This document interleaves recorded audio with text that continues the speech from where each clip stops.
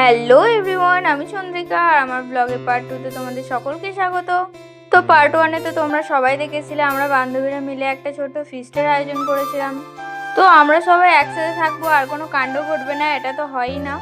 আমরা বানাচ্ছিলাম তো ফ্রাইড রাইস, কিন্তু দেখি চালের তুলনায় পাত্রটা বড্ড ছোট হয়ে গেছে। তো শেষমেশ আমাদের ছোট মাথায় বড় একটা বুদ্ধি খাটিয়ে বিরিয়ানি স্টাইলে দম দিয়ে ফ্রাইড রাইস রান্না করে ফেললাম। প্রথমে ভেবেছিলাম কড়াইতেই সবটা হয়ে যাবে, কিন্তু না, শেষ পর্যন্ত আমাদেরকে বিরিয়ানির হাঁড়ির ব্যবস্থা করতে হয়েছিল। আর তারপর এখানে একটার পর একটা লেয়ার দিয়ে আমরা সব কিছু মিক্সও করে নিয়েছিলাম। আর তোমাদের প্রথমেই বলেছিলাম যেহেতু আমরা কেউ প্রফেশনাল রাঁধুনি নয়, তো সেই জন্য পরিমাণটা ঠিক বুঝতে পারিনি। ঠিক এই জন্যই হয়ে গেছিলো আমাদের এত বড় সমস্যা। তো শেষমেশ রান্নাটা করেও ফেলেছিলাম আর সত্যি খেতে দারুণ হয়েছিল। আর চারিদিকে গন্ধটাও ছড়িয়েছিল খুব সুন্দর। যেমন তেমন করে হলেও ফ্রাইড রাইসটা প্রায় কমপ্লিট হয়ে গেছিলো। আর জানো তো, অর্পিতা নিজে রান্না করে নিজে খেতে ব্যস্ত। না, ও মিষ্টি ঠিক আছে কিনা বারবার টেস্ট করে দেখছিল, যাতে ওকে কেউ খারাপ রাঁধুনি না বলে।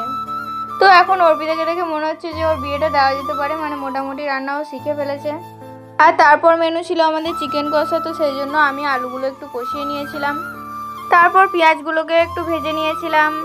তার কিছুক্ষণ পর আমরা গল্প করতে এতটাই ব্যস্ত হয়ে যাই যে ভিডিও করার কথা আমার একদমই মনে ছিল না। তো অনেক মজা করেছিলাম। আর এই মিষ্টিগুলো পেটে পড়তে আমাদের আড্ডার স্পিড তো আরো দ্বিগুণ হয়ে গেছিল।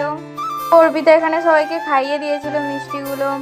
আর অবশেষে যেটা ওর ভাগে ছিল সেটাই হচ্ছে ভাঙা মিষ্টি। তো কিছু করার নেই, সবাইকে দিয়ে খেতে গেলে এরকম একটু নিজেকে অ্যাডজাস্ট করে নিতে হবে। এই দুঃখে অর্পিতা চলে এসেছিল চিকেন কষা খেতে। তো এই চিকেন রান্নার ক্রেডিটটা কাকে দেবে কেউ বুঝতে পারছিল না।